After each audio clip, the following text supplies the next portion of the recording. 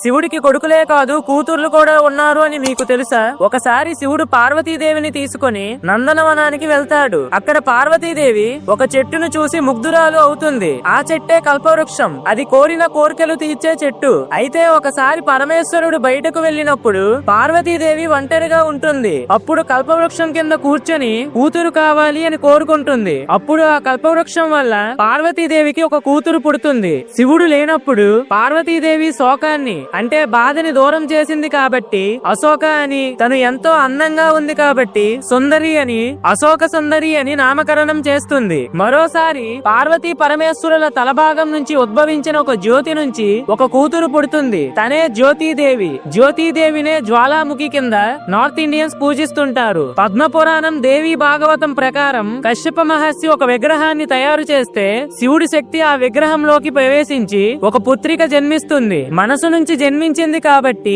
మానసాదేవి అని పిలుస్తారు. ఫ్రెండ్స్, ఓం నమః శివాయ అని కామెంట్ చేయండి.